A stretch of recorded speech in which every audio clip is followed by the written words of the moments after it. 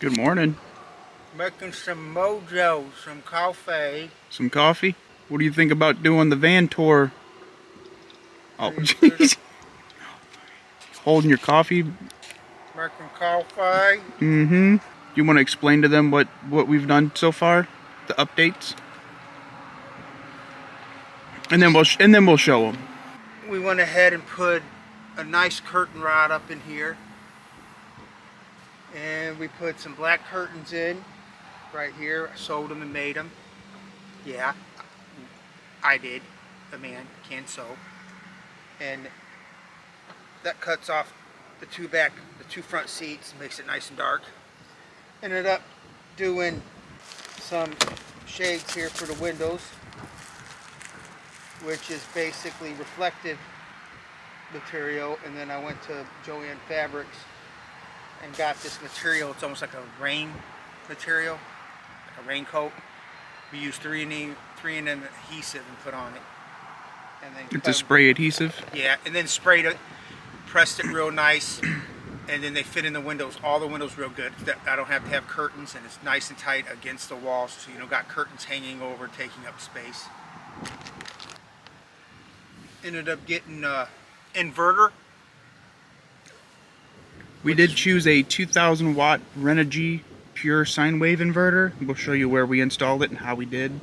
And we used that to charge his battery system. Quick. It charges really fast, guys. It's really nice. It's actually, I would say I prefer it over solar, mainly because of the stealth aspect and the fact that where we live up north, we get a lot of snow, we get some rain, and solar isn't always optimal based on your weather conditions.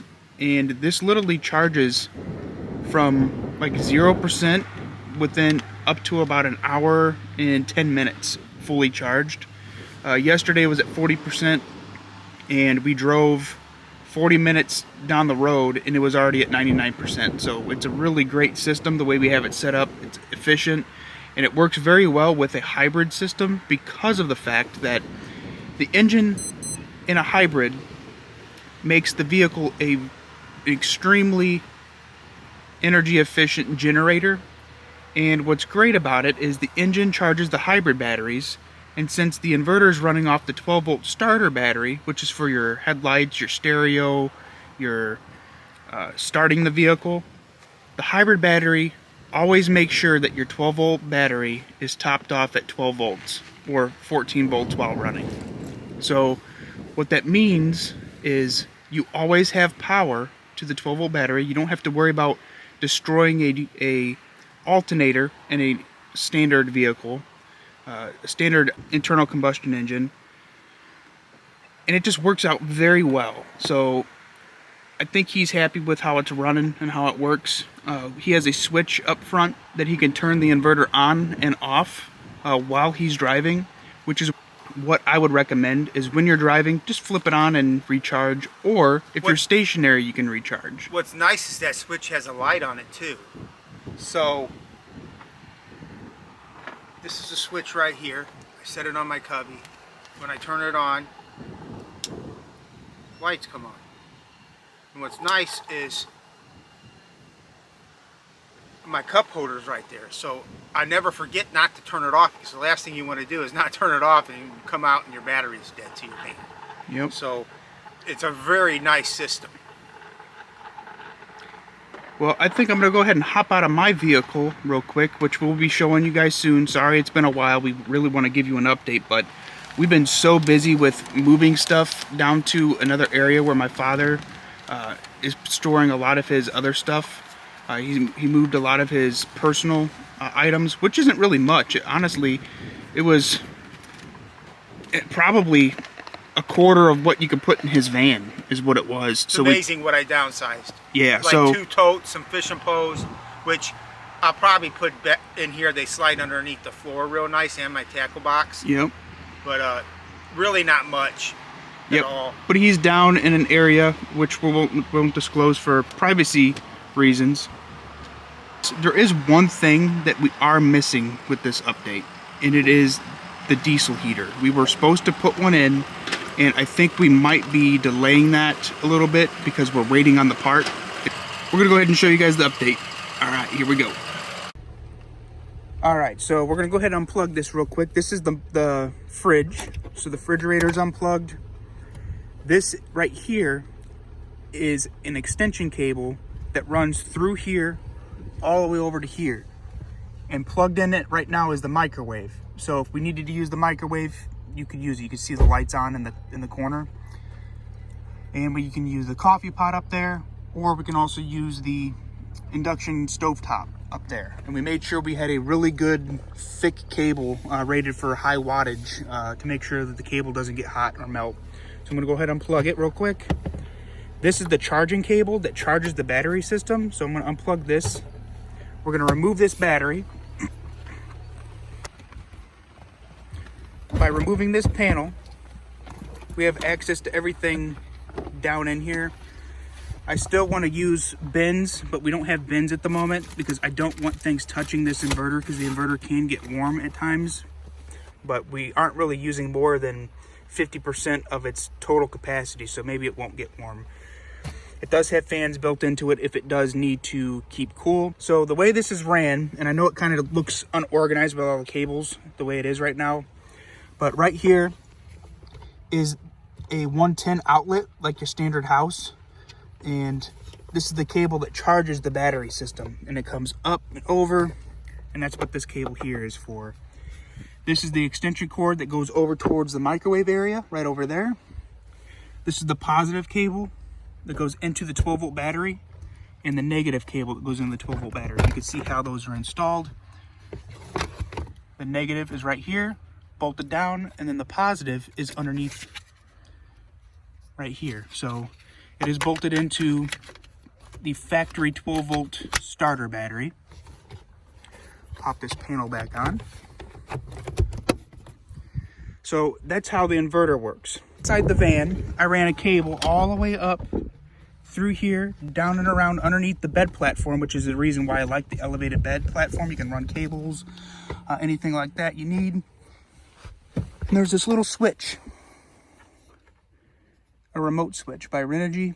If you flip this on, you can hear the inverter kick on and it starts charging your batteries, and then you can shut it off that way. We decided to use the same idea as the trim for the battery system because we didn't know where we were going to put this battery.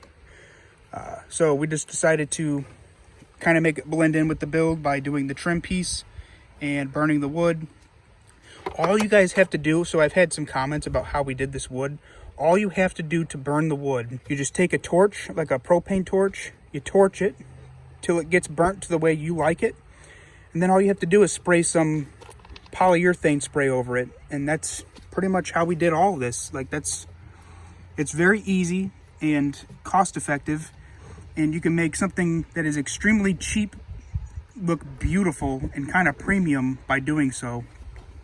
Like I mentioned, I don't think this build cost more than $400, maybe even less than that. I can't remember if we have all the receipts, but that doesn't include the fridge, the microwave. That means just plywood, materials, the floor here. We've had some people comment on how we did the floor. This is linoleum. It's a very thick linoleum, and we just wrapped it around the boards and wrapped it around the floor. Yeah, it's 3/4 inch plywood is what this is. So that's the update. Is pretty much the battery and power system. A curtain behind the seat, that's a curtain rod that goes completely across. That really helps. And I know you guys might be thinking, well, there's a gap up top.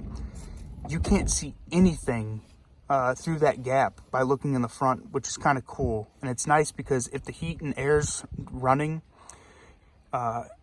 especially if you're using the vent where it recirculates the air inside the cabin of the vehicle, it allows the vehicle to breathe.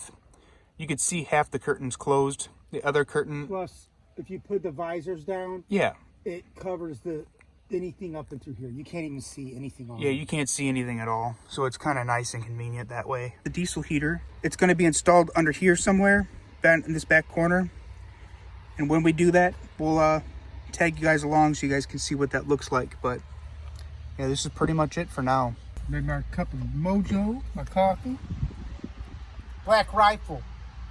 And no, this isn't me representing them, but I love Black Rifle. Yeah, Black Rifle Coffee Company is a really good coffee company. I love their coffee. We are not affiliated by any means. But love it. But we do love it. And you know what, guys? I'm going to go ahead and give you guys a little bit of a teaser. That's my car right there. So I couldn't keep it from you forever. It's a 2008 Toyota Prius. That's going to be the build. It is already built out. I'll show you guys what it looks like inside later, though, in a whole other video. So Very interesting on how he made the room in such a car so small. I actually think I could probably live in it with my back problems and knee and shoulder issues and surgeries I've had in the past, because the way the roof's designed, it's not, you just get in, sit down, pop up, and lay down. And that's what the whole purpose of this is. You're not living in this. You're not stuck in this. You go where you want to go. You get out and you go do things. yep. You have to get out and exercise. You have to go, if it's a library, if it's a mall. Yeah, so that's actually a good tip, guys. That you know, I've been doing this for a while, living out of a car. On extremely hot days, if you don't have a hybrid system and you don't have the luxury of being able to run your vehicle for air conditioning on the cheap, because it just sips fuel when you're in the air conditioning mode on a hybrid. When I lived in a Tacoma, which was not a hybrid and just a thirsty vehicle in general, on those really hot days where it was like 96 something degrees, go to a local library. There's air conditioning. You can read a book. It's quiet. It's peaceful.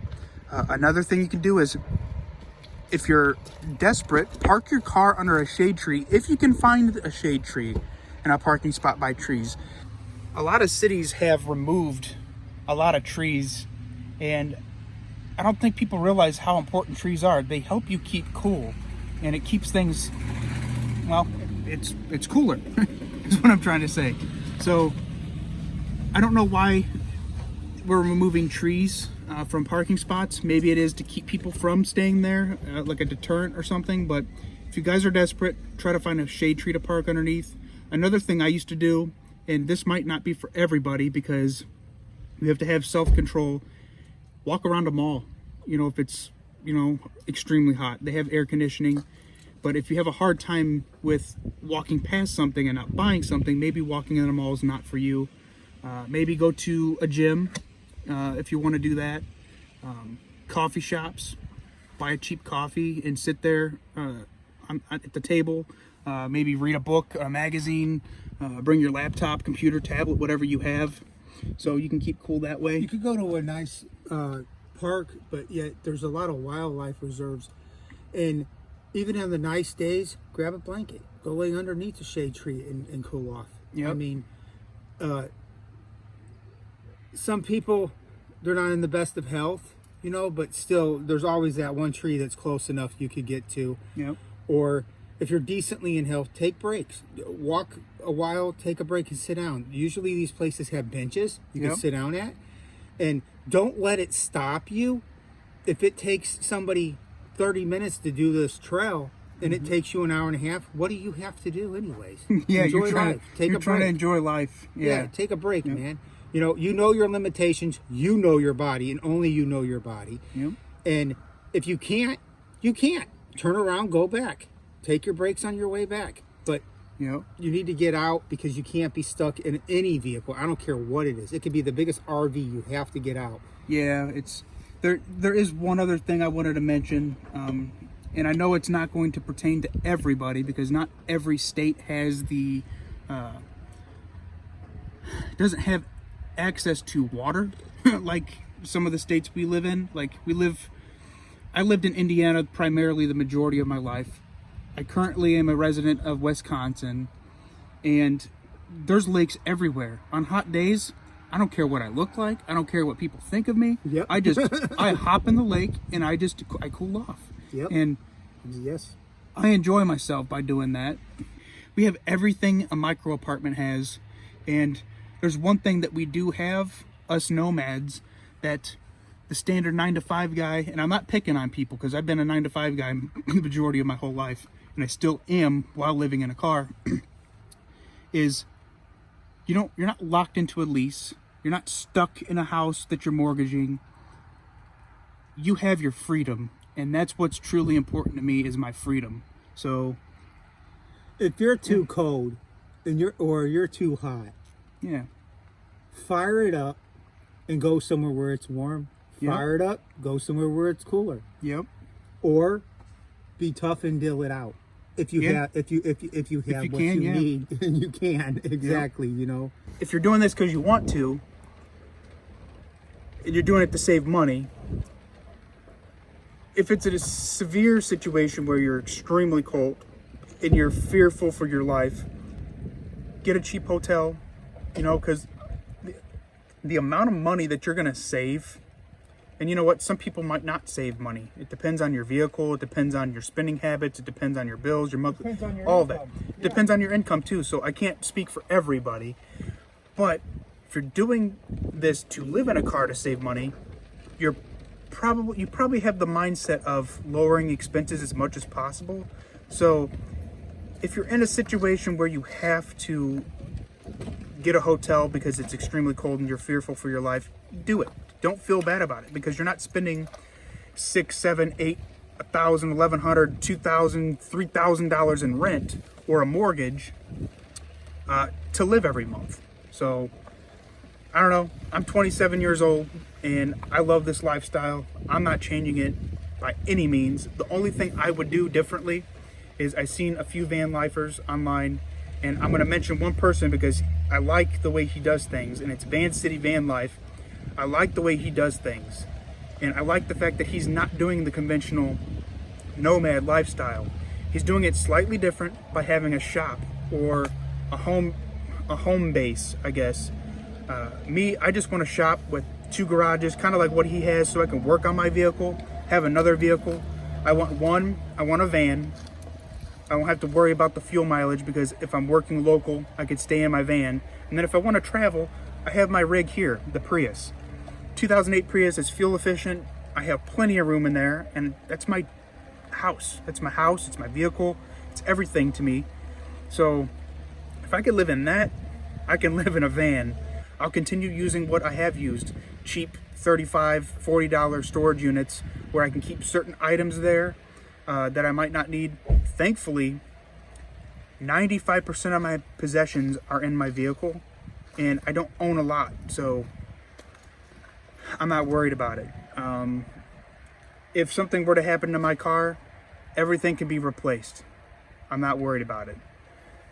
As for the certain things that I have in a storage unit, they're things like camping equipment that I bought, or tools. Like, I'm not getting rid of tools, because I've gotten rid of tools because I had to live in it and then bought the same tool again, and I'm wasting money doing that. So it's not cost effective. The more comments that are coming, just remember that I respect your comments, and I respect your guys' opinions. I'm not going to be mad if you say something negative. I mean, straight up, man. We have a right to that, okay? But I truly do. I read them, and I can't comment, but I appreciate it, and I do appreciate some of your guys' ideals too. So I just want to say thank you for that. And we haven't still named the van. Oh, we have. You did? So yeah, no, if you look, it's Silver Shanty. All right. If you look at the comments, well, you guys listen really... to this. See how shocked I am? Yeah. That's what it is. Yep. All right. We got a name. All right.